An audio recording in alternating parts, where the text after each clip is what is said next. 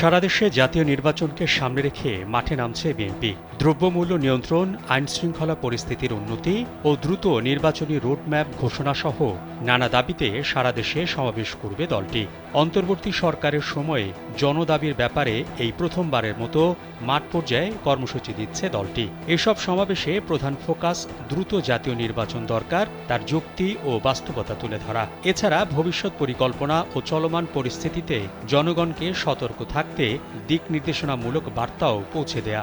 12 ফেব্রুয়ারি একযোগে 9 জেলায় সমাবেশের মধ্য দিয়ে ধারাবাহিক এ কর্মসূচি শুরু হচ্ছে।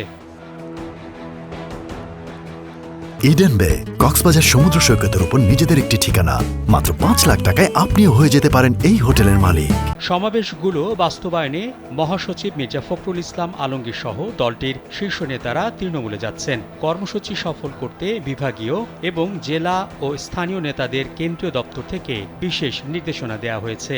সে অনুযায়ী সারা দেশে দলীয় নেতাকর্মীরা ব্যাপক প্রস্তুতি নিয়েছে। জেলার পর দ্বিতীয় ধাপে মহানগর ও বিভাগীয় সদরে সমাবেশ করবে। শেষ সমাবেশটি হতে পারে ঢাকা মহানগরে। রমজানের আগেই এই কর্মসূচি শেষ করার সিদ্ধান্ত রয়েছে। দলীয় সূত্রে জানা গেছে এসব তথ্য। বিএনপির সিনিয়র যুগ্ম মহাসচিব রুহুল কবির রিজভী বলেন, নিত্য প্রয়োজনীয় পণ্যের মূল্যবৃদ্ধি সহনীয় পর্যায়ে রাখা, অবনতিশীল আইনশৃঙ্খলা পরিস্থিতির উন্নতি, দ্রুত গণতান্ত্রিক যাত্রাপথে উত্তরণের জন্য নির্বাচনী রোডম্যাপ ঘোষণা ও রাষ্ট্রে পতিত ফ্যাসিবাদের নানা চক্রান্তের অপচেষ্টা মোকাবেলা সহ বিভিন্ন জনদাবিতে 12 ফেব্রুয়ারি থেকে সমাবেশ শুরু হবে। শেষ হবে 25 ফেব্রুয়ারি এ কর্মসূচি।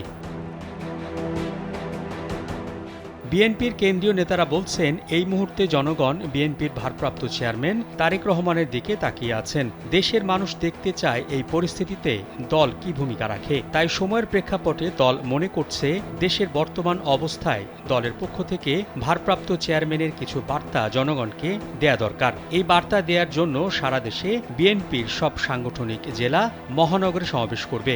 বিগত দিনে এই বিএনপি এত ত্যাগ স্বীকার করেছে, এত অত্যাচার নির্যাতন সহ্য করেছে।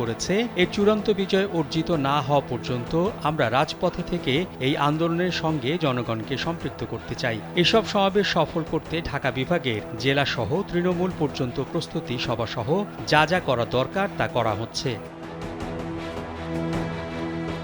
চলতি বছরের ডিসেম্বরের মধ্যে ত্রয়োদশ সংসদ নির্বাচনের দাবি করে আসছে বিএনপি। দলটি মনে করে জুলাই আগস্টে নির্বাচন করা সম্ভব। জানা গেছে, চলমান পরিস্থিতি বিবেচনায় কেন জনগণের ভোটে নির্বাচিত সরকার প্রয়োজন তা সমাবেশে তুলে ধরবেন সিনিয়র নেতারা। একই সঙ্গে সম্ভাব্য প্রার্থী ও নেতাকর্মীদের উদ্দেশ্যেও ভোটারদের আস্থায় রাখতে দেয়া হবে নানা বার্তা। এক্ষেত্রে আগামী নির্বাচন ও দেশ নিয়ে ভারপ্রাপ্ত চেয়ারম্যান তারেক রহমানের পরিকল্পনার কথাও তুলে ধরার কথা রয়েছে।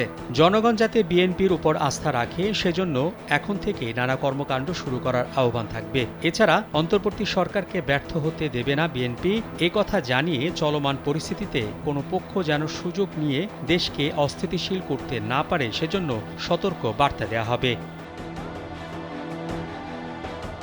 মোহাম্মদ শাহাবুদ্দিন মাহতাব, কালবেলা।